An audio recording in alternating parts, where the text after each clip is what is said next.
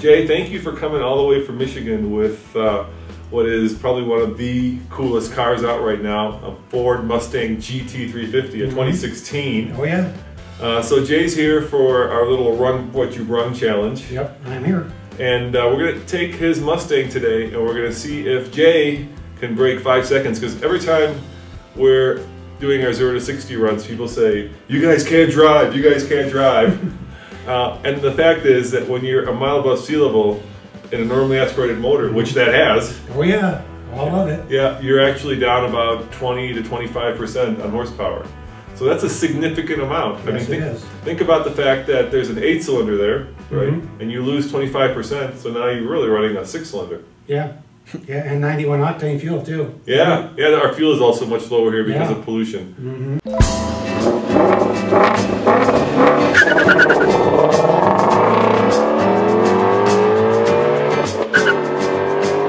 So first of all, let me ask you, why the Mustang GT350? Why'd you buy that? I bought it because, one, my 50th birthday gift to myself, and to honor my parents because they had a 64 and a half. First year, and it was an Indianapolis edition, one of the first 50 off the line. Unfortunately, they sold it in 1973. Oh, you must be like, "Mom, Dad, what were you thinking?" Exactly, exactly. I wish I had that car back. So let's go take it for a ride and see if you can break into the 5s. Actually, into the 4s. Yeah. I'm going to try. Let's try. I'm going to try real hard. Good.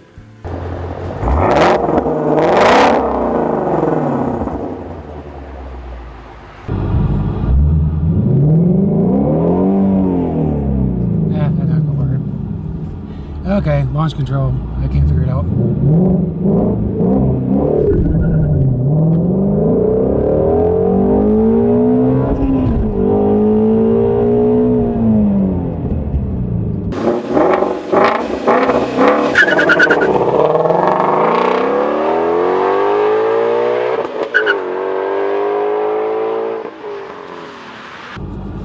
5.62, got close.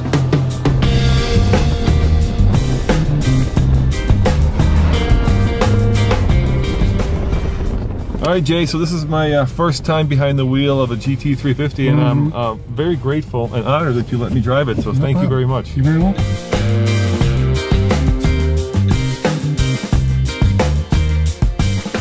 This has got to be one of the best stopping cars that I've driven this year. It's just you can just feel your eyes pop out of your head, and I'm gonna hit the brakes hard. Are you ready? Yeah, go right ahead. I'm gonna go full on, okay?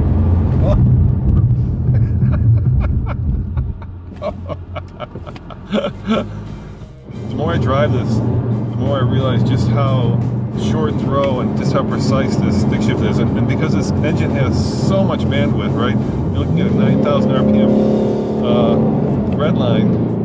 Well, actually 8.2 all the way up to 9. 8.250. You know, we're doing 60 miles an hour, and I've just shifted from 2nd to 3rd to 4th to 6th right now, and this engine doesn't care. No, it doesn't. It doesn't care. It just does not care. There's just so much bandwidth in this vehicle. Yeah, it's just anything above about 3,000 RPMs. There's just no ending. Yeah, I guess if you're really crazy about racing the car, you'd want to get the R, because then you get the carbon fiber wheels and you get some more track goodies. But I think for most people who are just using this car as an everyday commuter like you are, for instance, exactly. I don't know why you'd want to go any deeper than that. It would just make it almost too expensive to drive, right? You curb those carbon fiber wheels. Yeah, you don't want to curb a carbon fiber wheel. No, gosh, that's thousands of dollars. And with this, I just feel like I can use it every day.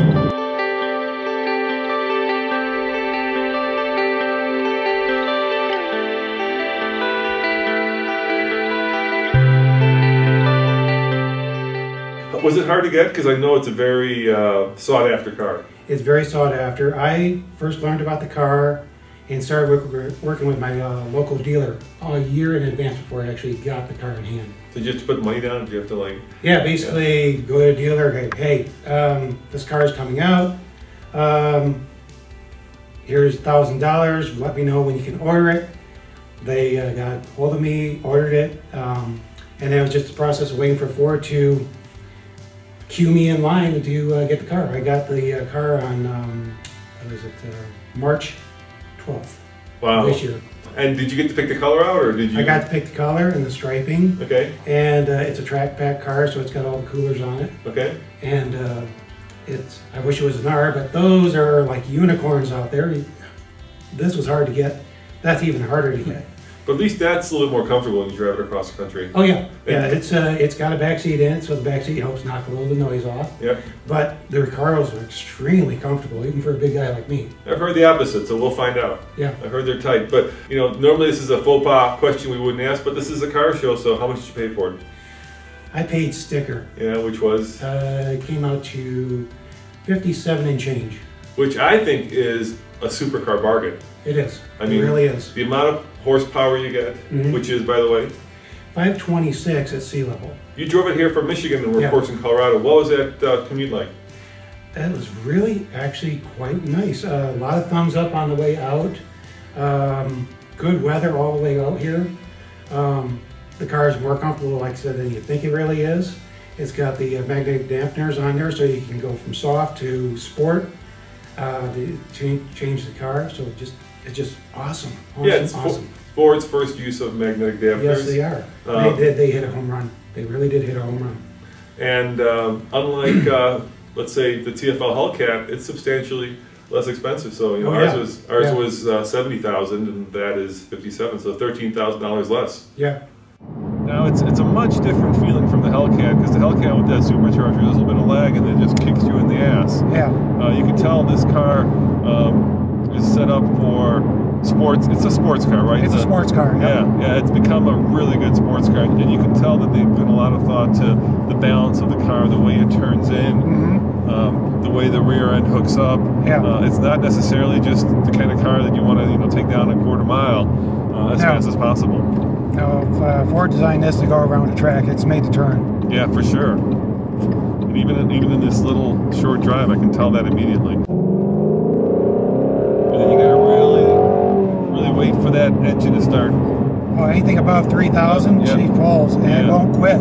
Yeah, and it's incredible. You're like, okay, time to shift, and another 1,000. Time to shift, another 1,000. Yeah, until you get the red line, don't shift. Yeah, it just really keeps on going.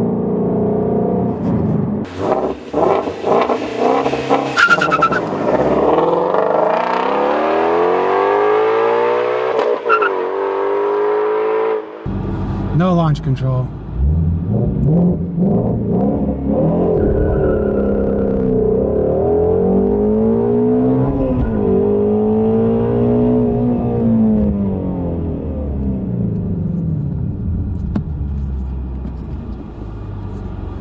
For 5.49.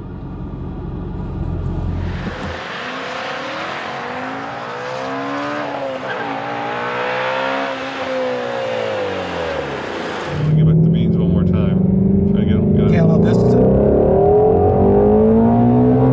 was 8. Oh, it just jumps. There's a Camry. That's really good. Yeah. That's really good. All right, now I gotta tell you, for my big ass American ass, these cars are tight. For me, they're tight. Maybe not for you, but for me, they're tight. They're good side bolster, but on the butt, they're a little tight. They keep you in place, though. They do keep you in place. The Hellcat, you're like sitting on a chaise lounge. You're just like, but this will hold you in place.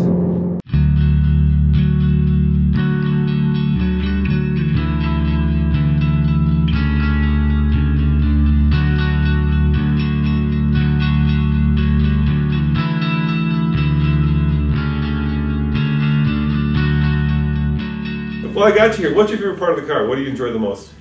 The part I enjoy the most is changing the exhaust note, because it can go from quiet to loud with just pushing a button on the car. And then once you do that, it's like Dr. Jekyll, Mr. Hyde kind of thing.